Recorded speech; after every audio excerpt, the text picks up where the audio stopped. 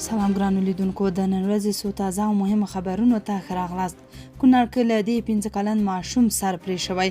د کونړ ولایت د مرکز اسداباد اړوند په نواباد سیمه کې د عثمان په نوم یو 15 کلن ماشوم چې یوه ورځ وړاندې تښتول شوی و په خورا بې رحمۍ سره وژل شوی دی.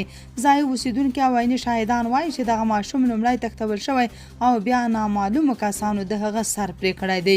د سیمې خلکو رسنیو ته ویلي عثمان یوه ورځ مخکې ورک شوی و او نن یې وژل شوی جسد په داسې حال کې وموندل شو چې سر یې ترې پرې شوی و.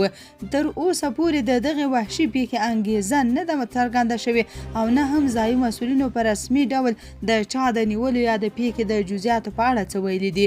اما افغانان بیا د دې ماشوم قاتلینو ته د اعدام غوښتنه کوي. عاصم منیر وایي افغانستان د ترهګرو له ملاتړه لاس واخلي. د پاکستان د پوځ مشر عاصم منیر ویلي پاکستان افغانستان څخه یوازې دا غوښتنه لري چې د هند په ملاتړ د وسلوالو ډلو ملاتړ پای ته ورسوي او د TTP پټنځایونه له منځه یوسي. نوموړي د یکشنبې په ورځ د پاکستان پوځ په مرکزي قمندانۍ راولپنډۍ کې د هند سره د جګړې د لومړۍ کلیزې په مراسمو کې ویلي افغانستان باید په خپله خاوره کې د وسلوالو فعالیتونه بند کړي. عاصم منیر د افغان حکومت نوم وانخیست خو ویل د افغانستان څخه زموږ یوازینۍ غوښتنه دا ده چې د TTP او بلوچستان ملاتړ پای ته ورسوي. هغه هند ته هم خبرداری ورکړی ویلي دي که نوي ډیلي په راتلونکي کې د کوم برید هڅه وکړي نو پایلې به یې پراخې او خطرناکې وي. نوموړي ادعا کړې چې له افغانستان څخه پاکستان ته د ترهګرۍ لړۍ لا هم روانه ده او راتلونکي جګړې به څو اړخیز عملیات ولري. بل لور ته افغان حکومت په افغانستان کې د وسلوالو د مرکزونو شتون ردوي او وایي پاکستان د خپلو امنیتي ناکامیو پړه پر افغانستان اچوي. حنفي وایي قلم که د حق لپاره وي عبادت دی او که ناسمو کارول شي ظلم دی. د امر بالمعروف او نهي عن المنکر وزیر د وی غونډې پر مهال ویلي چې د قلم پر ځای کارول عبادت د اکبر او ستر عدالت دی او باید د دین له اصولو سره سم کارول شي. هغه زیاته کړې چې قلم د عدل غږ دی خو بې ځای او ناسم استعمال ظلم ګڼل کیږي. یاد وزارت پر خپله ایکس پاڼه لیکلي چې مولوي خالد حنفي زیاته کړې قلم د محراب په څیر دی، که محراب سم جوړ وي لمونځ کوونکی سمې قبلې ته درېږي خو که کوږ وي خلک به هم ناسم لوري ته ولاړ وي او لمونځ به یې نه کیږي. د پښتونخوا بنو کې 15 پاکستاني عسکر وژل شوي. د خیبر پښتونخوا د بنو ولسوالۍ په فتح خیل سیمه کې د پولیسو پر یوې امنیتي پوستې په خونړي موټر بم برید کې لږ تر لږه 15 پولیس وژل شوي او 3 نور ټپیان دي. چارواکي وایي د زورورې چاودنې له امله ټوله پوسته نړېدلې او یو شمېر سرتیري تر ملبې لاندې بند پاتې دي.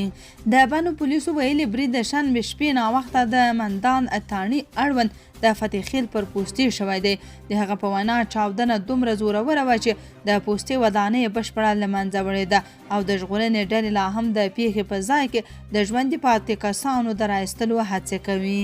امنیتي سرچینو ویلي بریدګرو لومړی له چاودېدونکو توکو ډک موټر د پوستې له دیوال سره وجنګاوه او ورپسې یو شمېر وسلوالو پر پوستې برید پیل کړ. سرچینې زیاتوي کله چې نور امنیتي ځواکونه د مرستې لپاره سیمې ته ورسېدل وسلوالو ورته کمین نیولی و چې له امله نور ځاني زیانونه هم اوښتي دي. یوسفزي د افغان حکومت مشر ته ویلي د نجونو زده کړو د رد دلایل ووایه یا یې مطلق باطل کړه. خبریال او سیاسي فعال سمیع یوسفزي د افغان حکومت لوی مشر ملا هیبت الله ته په یو لیک کې د نجونو پر زده کړو د بندیز پریکړه ننګولې او هغه یوه شخصي غوښتنه بللې چې هیڅ ډول شرعي او قانوني بنسټ نه لري. یوسفزي پوښتنه کړې که دا حکم پر شرعي احکامو ولاړ وي نو ولې د امر ثاني په نوم تر نامعلومې نیټې پورې ځنډول شوې. هغه زیاته کړې چې نږدې 15 کاله افغان نجونې له خپل مشروع حق څخه بې برخې ساتل شوي په داسې حال کې چې دا پریکړه د قرآن حدیث او د نړۍ د علماو د اجماع خلاف ده. یوسفزي زیاتوي که دا پریکړه شرعي وای نو ولې د کابینې غړي څو ځله د دغه حکم پر وړاندې ودرېدل او ولې د حکومت ژبه او خوله عباس ستانکزي په بهر کې ژوند ته ترجیح ورکړه. هغه خبرداری ورکړه چې د دغه ډول سرتنبګۍ له امله د امت او ملت فاصله له حکومت سره ورځ تر بلې ډېریږي او حتی خپل غړي او وزیران هم له دغه حالت څخه خفه دي. یوسفزي په ډاګه کړې چې له پاکستانه پرته بل هیڅوک د افغان نجونو پر زده کړو بندیز نه غواړي. هغه پوښتنه کړې چې اوس خو به پوه شوي چې دا د چا خواهش دی چې ستا لخوا د امر ثاني په نوم عملي کیږي. اچکزی وای پاکستان کې باید ژر موقت حکومت جوړ شي. پاکستان کې د اپوزیشن مشر محمود خان اچکزی پاکستان کې د موقت حکومت او آزاد او عادلانه ټاکنو د ترسره کېدو غوښتنه کړې. نوموړي په فیسبوک باندې لیکلي پاکستان باید قانوني او دیموکراتیک نظام لري، عدالت پلي او رسنۍ په آزادانه ډول فعالیت وکړي، وسلوال ځواکونه له سیاسته لرې شي. اڅکزي له سیاسي ډلو او شخصیتونو غوښتي چې خپل وړاندیزونه دې ورته وړاندې کړي. تر اوسه د پاکستان حکومت دې وړاندیز ته کوم غبرګون نه دی ښودلی. افغان کډوال وايي ترکي ځواکونو یې ګوتې پرې کړي. د افغان کډوالو یوه ډله د ترکیې پر پوله ساتو ځواکونو تو لګوي چې د ایران او ترکیې په پوله کې د هغوی ګوتې پرې کړي او ټپیان کړي دي. دغو کډوال افغانستان انټرنیشنل ته په استول شوي ویډیویي پیغام کې ادعا کړې چې له پولې د اوښتو پر مهال د ترکیې سرحدي ځواکونو تاوتریخوالی ورسره کړی دی. په ویډیو کې د څو کډوالو د لاسونو انځورونه ښودل کېږي چې ځینې ګوتې سختې ټپي شوي او ځینې غوڅې شوي دي. په ویډیو کې ځوانان ښکاري چې لاسونه یې ژوبل شوي او وايي د ترکیې پوله ساتو ځواکونو ټپیان کړي دي. افغانستان انټرنیشنل د ترکیې د بهرنیو چارو وزارت ته په رسمي لیک کې د دغو تورونو په اړه د وضاحت غوښتنه کړې، خو تر اوسه یې ځواب نه دی ترلاسه کړی. د افغانستان انټرنیشنل څېړنې ښایي چې هغه افغان وګړي چې د بېوزلۍ، ناامنۍ او پراخه بشري حقونو د سرغړونو له امله خپل هیواد پرېږدي، د ایران او ترکیې ترمنځ د تېرېدو پر مهال له تاوتریخوالي سره مخ کېږي.